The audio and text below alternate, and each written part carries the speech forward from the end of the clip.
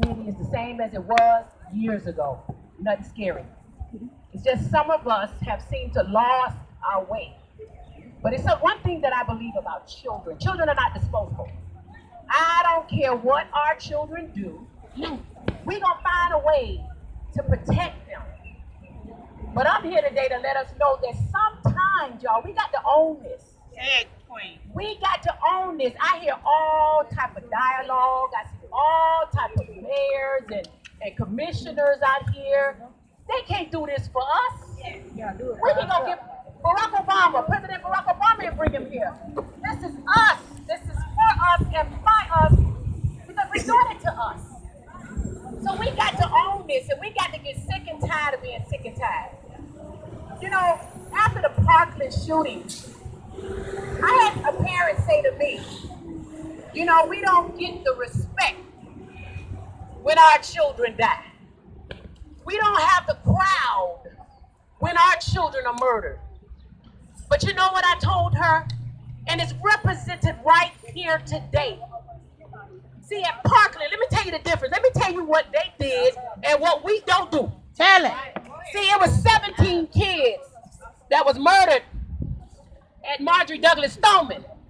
But the next day, it was over 1,700 parents out there demanding action and saying it won't happen again. Yes. Look at us. Look around. Who's here? Well, it was 17 children and more than 1,700 parents. You know what that means?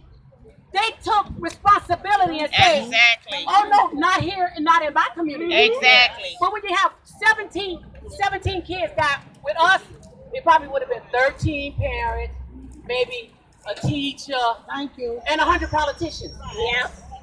We got to stop that. Say it, We got Queen. to own this. Yes. These are our children. And we got to protect them. We got to teach them. We got to train them. Y'all know how mama them brought us up. Yes. Y'all know how mama them taught us. Yes.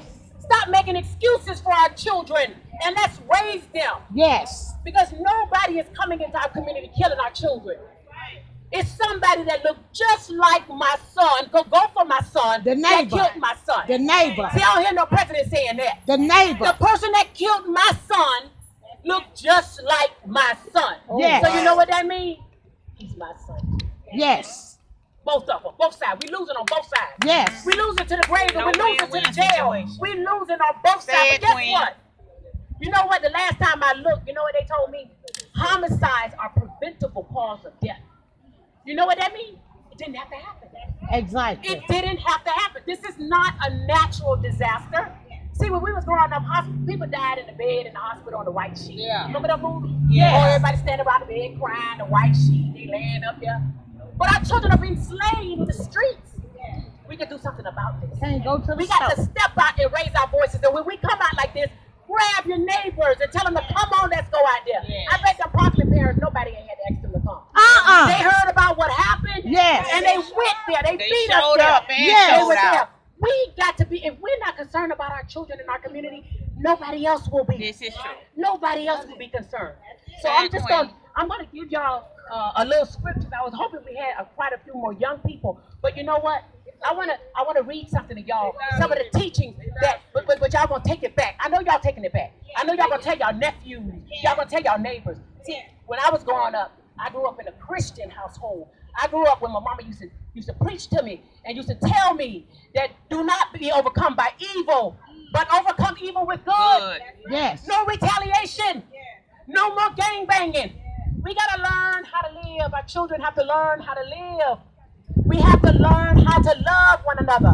The Bible says that if any man has a problem with you, that the two of you are supposed to get together and talk it out, not shoot it out, but talk it out.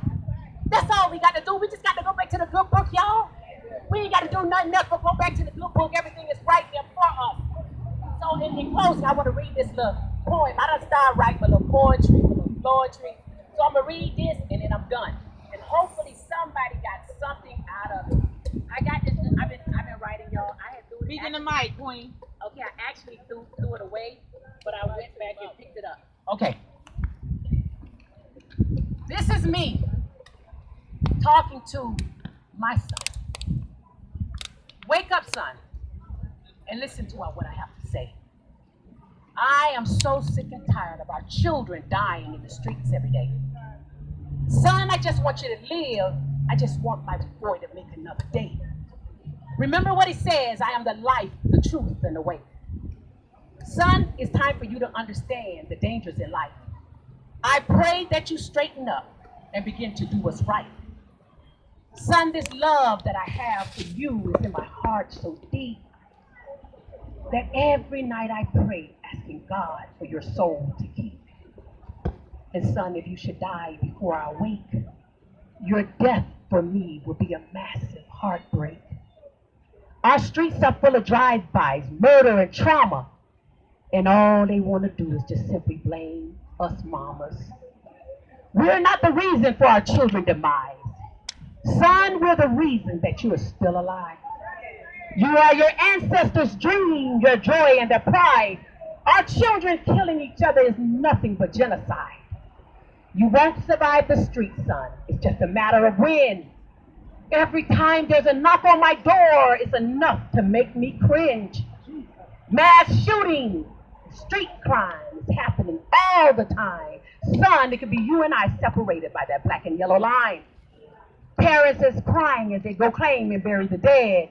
Street memorials with burning candles and traces of bloodshed. His homies were there as a friend was gunned down. But when the smoke cleared, none of them could be found. Not one. They all stood by and watched their homeboy as he died from a distance. Never will they speak up or become a state witness. Families are left broken. Kids become tokens of the mass tragedies unseen and unspoken. Our children are dying. Mothers are crying. Neighbors are spying as Pop, he's trying to figure out, why is it that his sons are dying? This is not the way it's supposed to be. We're living in a land of hope and liberty. But son, only you can save you, and that's the truth. You're the future, son, you're the youth.